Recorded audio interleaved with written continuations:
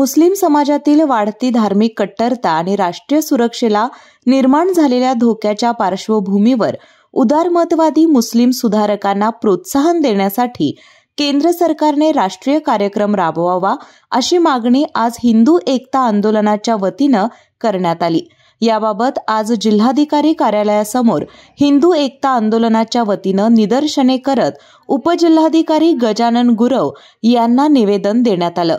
अलीकडील काळात देशात धार्मिक अतिरेकी प्रवृत्ती तीव्र होत असून दिल्लीतील लाल किल्ला परिसरात झालेल्या बॉम्बस्फोटासारख्या घटना राष्ट्रीय सुरक्षेसाठी गंभीर इशारा आहेत। यात सहभागी असलेल्या सर्व आरोपींना कठोरात कठोर शिक्षा द्यावी अशी मागणी यावेळी हिंदू एकता आंदोलनाच्या वतीनं करण्यात आली। मुस्लिम मुलींसाठी उच्च शिक्षण आणि कायदेशीर हक्कांबाबत जागरूकता मोहीम, उदार सुधारकांचे विचार तरुणांपर्यंत पोहोचवण्यासाठी राष्ट्रीय स्तरावर अभियान राबवावे, धार्मिक कट्टरतेविरोधी जागरूकता आणि संविधान मूल्यांचे प्रसारण, लव जिहाद विरोधी कायदा आणि समान नागरी कायदा देशभर लागू करणे अशा विविध मागण्या यावेळी करण्यात आल्या। यावेळी बोलताना हिंदू एकता आंदोलनाचे जिल्हाध्यक्ष दीपक देसाई म्हणाले, आज हिंदू एकता आंदोलन कोल्हापूर यांच्यामार्फत जिल्हाधिकारी कार्यालय येथे आंदोलन आयोजित करण्यात आलं होतं।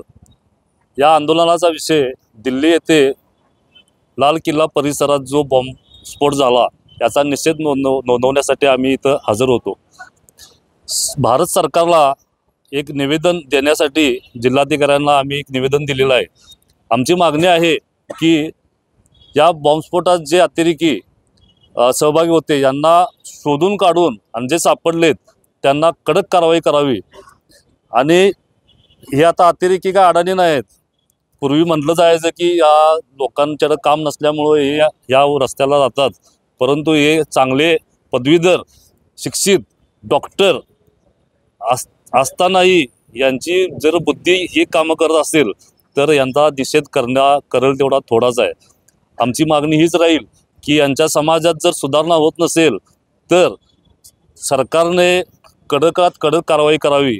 ज्याप्रमाणे चीनमध्ये अतिशय कडक धोरण अवलंबलं गेलं, तुम्ही सध्या सुधारणा करा तरी पण सुधारली नाहीत तर अतिशय तीव्र आणि कडक कारवाई या लोकांच्यावर करणे अतिशय गरजेचं आहे।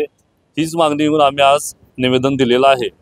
यावेळी चंद्रकांत बराले, विलास मोहिते, गजानन तोडकर, बाबू साखळकर, विनय बारड, शिवानंद स्वामी यांच्यासह संघटनेचे पदाधिकारी आणि कार्यकर्ते उपस्थित होते।